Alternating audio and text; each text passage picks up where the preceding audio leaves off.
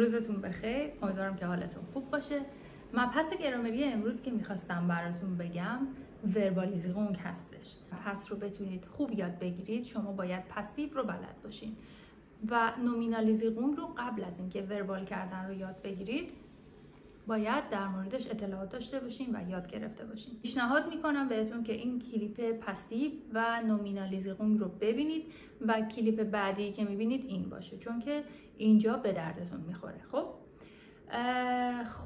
تا الان ما یاد گرفتیم که چطور جمله وربال رو تبدیل کنیم به جمله نومینال و چیزی که میدونستیم این بود که فعل جمله رو تبدیل میکردیم به اسم.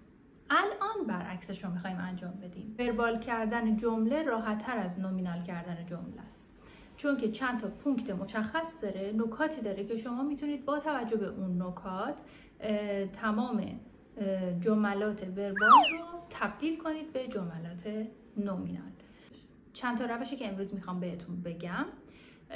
اولیش دستساتس هستش، دومیش اینفینیتیو تو هستش و سومین روشی که باهاش میتونیم جملات نومینال رو تبدیل کنیم به وربال ایندیرکت فراگساتس هستش.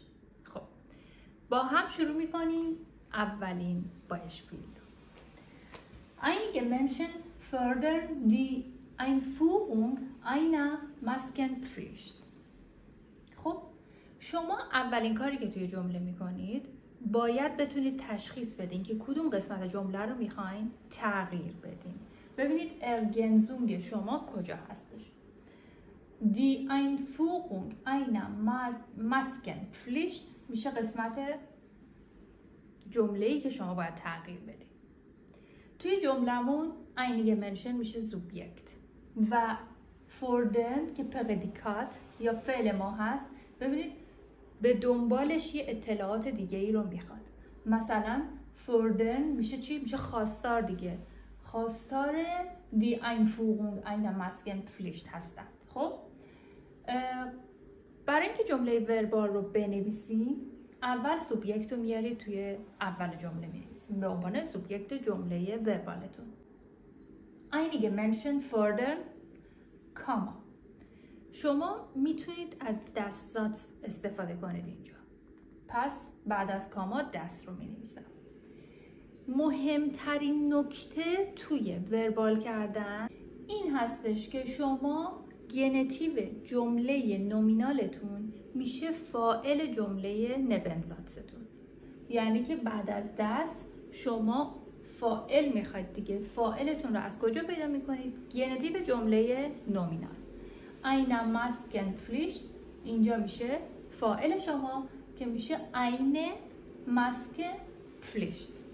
خب دیگه به حالت گنتیو نمی‌نویسید، دقت کنید. بعد من باید فعل بیارم.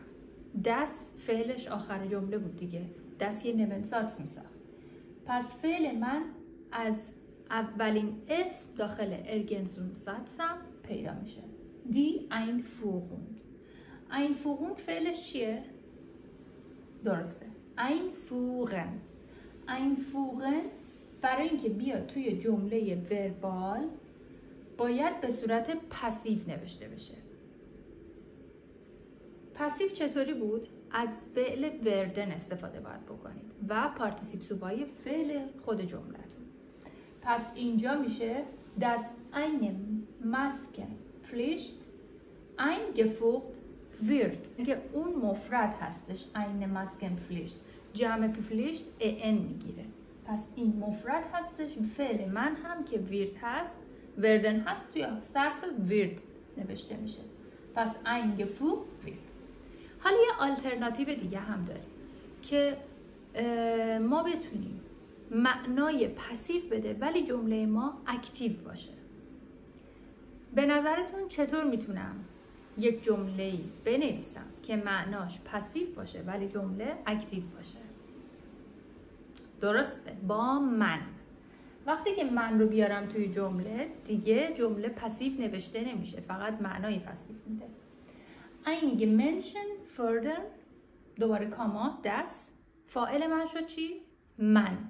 وقتی فاعل من میشه من اون گنتیوی که توی جمله اولمون بود، بله، eine Masken Pflicht، اینجا باید بشه آکوزاتیو اوبجکت.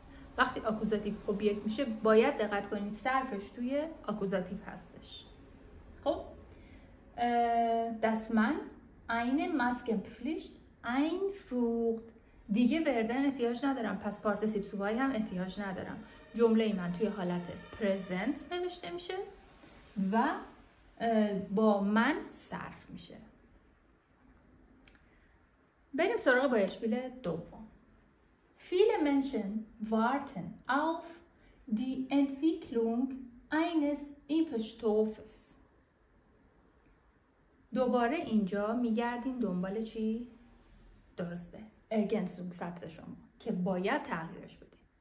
چی میشه؟ میشه auf die Entwicklung eines Impfstoffes. این میشه پرپوزیشنال ارگنسونگ شما. چرا؟ چون که اول جمله با auf شروع شده.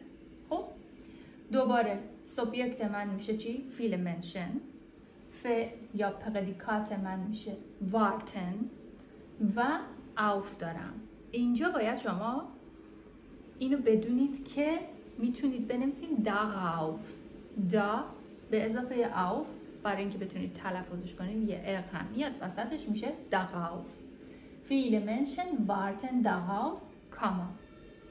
بعد از کاما میخوایم با دستات بنویسیم دیگه، دستات. دست و گنتیو من میاد به عنوان همیشه همینطوریه اینجا، چقدرم زیادم. گنتیو من میاد به عنوان فاعل دستات من نوشته میشه، پس میشه ein Impfstoff و فعلم رو به حالت پارتیسیپ سوای می نویسم که فعل من گفتم میشه اولین کلمه یا اسمی که داخل جمله نومینال من هستش، میشه entwickelt wird به حالت پسیو. بریم با هم بایشپیل سوم رو ببینیم. خب بچه بایشپیل سوم. من empfiehlt das Tragen eine Maske. اینو میخوام به حالت وربال بنویسم. سوبجکت من چی هستش؟ من. فعل من، پردیکات من empfiehlt کاما das. خیلی ساده. ما گنتیو رو میاریم دوباره اول، eine Maske getragen wird. خب این که خیلی ساده بود براتون توضیح داده بودم توی دو تا مثال قبلی هم انجام. الان من میخوام اینجا من استفاده کنم. وقتی من استفاده کنم میشه چی؟ من empfiehlt dass man eine Maske trägt. trägt صرف میشه با من و اون گنتیو من میاد به عنوان اوبجکت این جمله. من دیگه شد فاعل این جمله. حالا نکته اینجاست که به نظرتون یکم عجیب نیست؟ دو تا جمله من فاعلشون یکیه.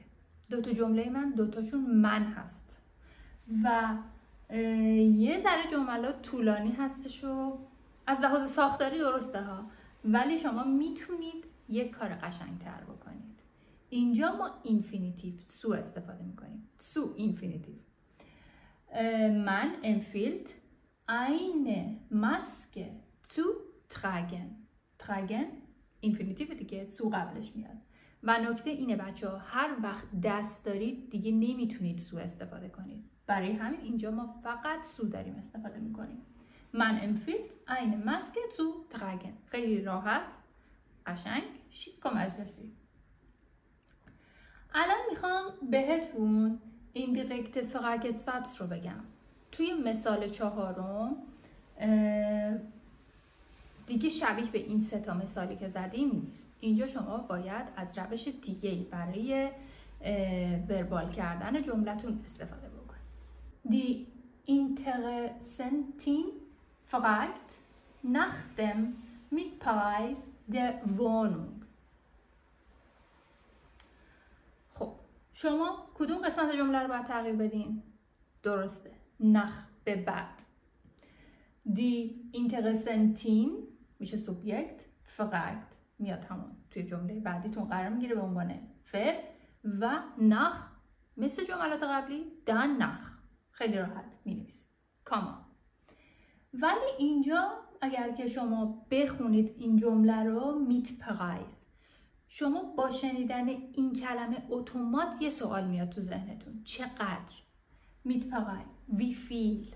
خب پس ما کلماتی که بار سوالی به همراه خودشون دارن به جاشون کلمه پرسشی استفاده میکنیم. میشه چی؟ Fragesatz.